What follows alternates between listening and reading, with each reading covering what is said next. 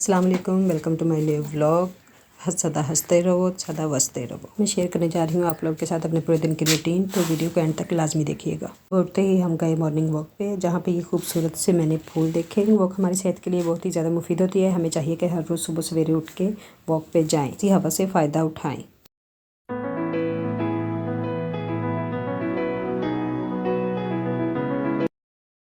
से वापस आने के बाद मैंने बनाया नाश्ता। आज मैं बनाने जा रही थी बलों वाले पराठे। सबसे पहले हम लेंगे एक बड़ा सा आटे का टुकड़ा, उसमें हम अच्छे से घी लगाएंगे। फिर उसके बाद उसको हम सिंपल रोल करेंगे। रोल करने के बाद हम इसको थोड़ा सा लंबा करेंगे और इसका लच्छेदार गोल सा पेड़ा बना लेंगे। हमारा पेड़ा सेट होता है तब तक हम कर लेते हैं चूल्हे को ऑन और कर लेते हैं तवे को गर्म। हमारा अच्छे से गर्म हो चुका है। अब हम इसको कर लेंगे घी से ग्रीस और अपनी रोटी इस पर डालेंगे। रमज़ान में तो ज़्यादातर हम यही लच्छेदार पराठे बनाते हैं, लेकिन आम रूटीन में कभी कभार ये पराठे हम बनाते हैं घर में। पराठे में ज़्यादातर देसी घी का इस्तेमाल किया करें। देसी घी की अपनी ही खुशबू और लज्जत होती है। नेक्स्ट व्लॉग में आप लोगों को देसी घी बनाने का तरीका भी सिखाऊंगी। साथ ही साथ हम रख लेते हैं अपनी चाय में डाला मैंने 2 से 3 कप दूध, इसमें डालेंगे। अब इसके बाद हम पत्ती शामिल करने के बाद साथ ही हम डाल देंगे चीनी। बहुत लोग चाय पकाते वक्त पहले कहवा बनाते हैं, लेकिन मैं इसी तरह से हमेशा चाय बनाती हूँ। चाय में आ गया है हमारा बॉयल और साथ ही साथ मैं अपने दूसरे पराठे भी तैयार कर लेती हूँ। बनाने के बाद मैं करूँगी अंडों को फ्राई। इसमें पैन में मैंने डाला थोड़ा सा ऑयल। अंडे हम बनाएंगे आज फ्राई। थोड़ा सा ऑयल मुझसे ज़्यादा डल गया था, लेकिन कोई बात नहीं। अंडों पे हम डालेंगे 1 से 2 चुटकी नमक और अच्छे से दोनों साइडों से फ्राई कर लेंगे। नाश्ता हो गया है हमारा तैयार। चाय भी मैंने कप में डाल ली थी। अब हम करेंगे प्रतीक के स्कूल की तैयारी। सबसे पहले मैंने किया उसका यूनिफॉर्म प्रेस, उसके बाद उसको नाश्ता करवा के रेडी किया स्कूल के लिए। स्कूल जाने का कुछ खास मूड नहीं था तबीयत ख़राब की वजह से, लेकिन फिर भी मैंने उसको रेडी किया और स्कूल भेजा। बात पे राज़ी हुआ कि ब्रेक टाइम वापस ले आए मुझे स्कूल से। अल्लाह हाफिज़ करने के बाद अब हम छोड़ते हैं अपनी मुर्गियों को छोड़ने के बाद मैंने इनको दाने और चावल डाले, क्योंकि वो खुशी खुशी खाने लग गई। अरे ये वाइट मुर्गी तो बहुत ही ज़्यादा चालाक होती जा रही है दिन ब दिन। अब हम करेंगे अपने घर की बाकी सफाई। झाड़ू लगाने के बाद मैंने किया अपने बेसिन को साफ़। हमारे घर का पानी ऐसा है कि 2-3 दिन बाद अगर ये अच्छे से सफाई ना की जाए तो ये जंग लगना शुरू हो जाता है, इसलिए हम इसको अच्छे से साफ़ कर लेंगे। थोड़ी देर मैंने हार्पिक लगाने के बाद छोड़ दिया था। 5 से 10 मिनट के बाद मैंने इसको अच्छे से साफ़ कर लिया और ये चमकने लग गया खूब ही। फिर हम करेंगे अपने घर के बाकी काम। मैंने किए कपड़े प्रेस। आज कपड़े प्रेस करने का दिन था। एक एक करके मैंने सबके कपड़े प्रेस कर लिए। बच्चों के भी अगर थोड़े से कपड़े एक दिन में मैं प्रेस कर लेती हूँ, फिर 3 से 4 दिन मेरे आसानी से गुजर जाते हैं। कपड़े प्रेस करने के बाद अब हम इनको कर लेंगे अच्छे से हैंग। वाइट वाले कपड़े मेरे बड़े और छोटे बेटे के दोनों सेम है। हम कोशिश करते हैं कि जुमे वाले दिन बच्चों को शलवार कमीज ही पहना का टाइम था, तो मैंने सोचा आज कुछ मीठा बनाया जाए। मेरे बच्चों को बहुत ज़्यादा मीठा पसंद है। मैंने लिए ये कलरफुल सेवइयाँ और दूध और चीनी। सबसे पहले हम दूध को डाल लेंगे एक बड़े से बर्तन में और इसको बॉईल होने के लिए रख देंगे। इसी के साथ मैं सेवइयों को थोड़ा सा बॉईल कर लेती हूँ, ताकि इनका स्टार्च वो होता है वो निकल जाता है और फिर ये जल्दी गल भी जाती हैं और इनकी वो एक अजीब सी स्मेल होती है वो बिल्कुल ख़त्म हो जाती है। दूध हमारा हो चुका है बॉईल, साथ ही सेवइयाँ भी। अब सेवइयों का पानी हम उतार लेंगे और इनको दूध के अंदर शामिल करेंगे। आज मैं सेवइयों को बना रही हूँ एक नए तरीके से, तो पूरी वीडियो को लाजमी देखिएगा।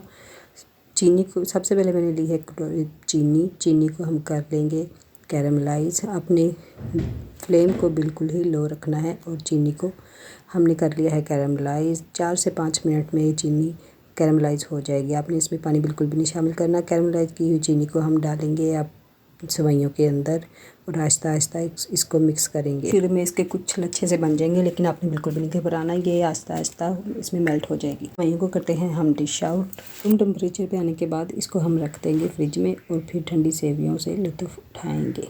इस तरीके से सेवइयाँ बनाकर देखिएगा, बहुत ही टेस्टी और मज़ेदार लगती हैं। हम ख़त्म करने के बाद फ्री हुई थी कि मेरे बेटे ने दूध की फरमाइश की, उसको कप बना के दिया, तो सोचा अब शाम के खाने की भी तैयारी कर लेते हैं। आज मैं बनाने जा रही हूँ कद्दू का मज़ेदार सा रायता। टाइम ही रह गया था तो सोचा शाम के खाने की भी तैयारी कर लेती हूँ। कद्दू को मैंने अच्छे से छील लिया था और इसको हम बारीक पीसेस में काट लेंगे।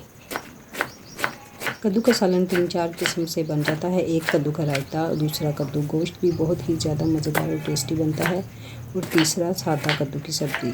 ये होती हैं देसी सब्ज़ियाँ और ये सेहत के लिए भी बहुत ही ज़्यादा फ़ायदेमंद होती हैं। तमाम पूरे कद्दू को मैंने काट लिया है। एक ही मैंने कद्दू लिया था बड़े साइज़ का।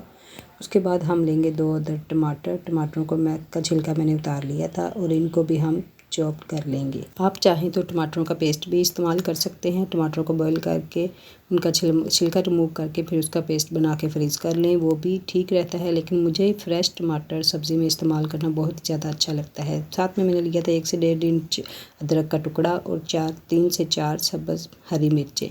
हरी मिर्चों को हमने भी काट लेना है और आप चाहें तो इसको ग्राइंड भी कर सकते हैं, लेकिन मैं करती हूँ ज़्यादातर चॉप और फिर कुंडी में कूटती हूँ। कद्दू को मैंने बॉईल कर लिया था, इसका पानी निकाल कर हम इसको रख देंगे साइड पे। इसी दौरान हम अपना तड़का तैयार कर लेते हैं। मैंने कढ़ाई को गर्म किया, इसमें डाला कुकिंग ऑयल और चॉप किए हुए प्याज।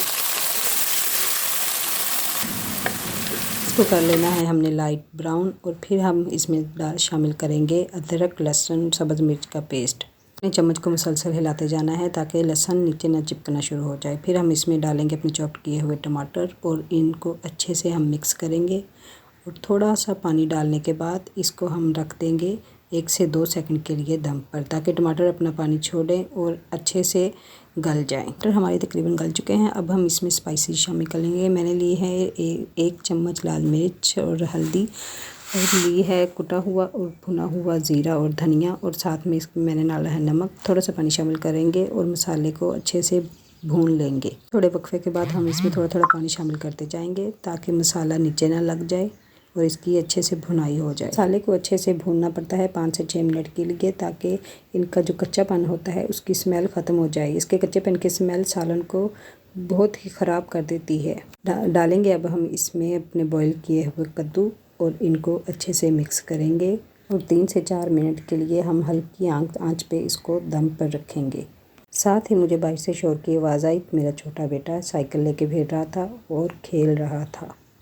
इसको चलानी तो अच्छे से नहीं आती, लेकिन फिर भी खींच खूंच लेता है। ये मेरे बेटे की फसल, बड़े बेटे की, उसने मकई लगाई थी और वो बड़ी होना शुरू हो गई है। अब हम देखते हैं अपने सालन को। सालन हमारा पक रहा है और नीचे थोड़ा सा लगना स्टार्ट हो गया है। थोड़ा सा हम इसमें पानी शामिल करके इसको दोबारा दम पे रखेंगे। इसी के साथ हम तोड़ लेते हैं अपना पुदीना भी। पुदीना देखो हरा भरा बहुत ही खूबसूरत हो गया है और अब हम इसको तोड़ेंगे और अपने सालन में शामिल करेंगे। पुदीना बहुत ही ज़्यादा सेहत के लिए फ़ायदेमंद होता है। ये पड़ा साथ में रखा हुआ घड़े का पानी बहुत ही सेहत के लिए मुफीद होता है। ये हमारे जिस्म को तरोताज़ा रखता है। पुदीना तोड़ लिया था मैंने। अब हम आएंगे वापस अपने सालन की तरफ। पुदीने को करेंगे चॉप और सालन को देखते हैं ऑयल बिल्कुल सेपरेट हो गया है। ये होता है सालन पकने की निशानी। जब ऑयल किसी भी सब्ज़ी से सेपरेट हो जाता है तो समझो सालन हो गया है तैयार। पुदीने के साथ साथ मैंने हरे धनिया को भी चॉप कर लिया था। अब हम इसकी करेंगे गार्निश।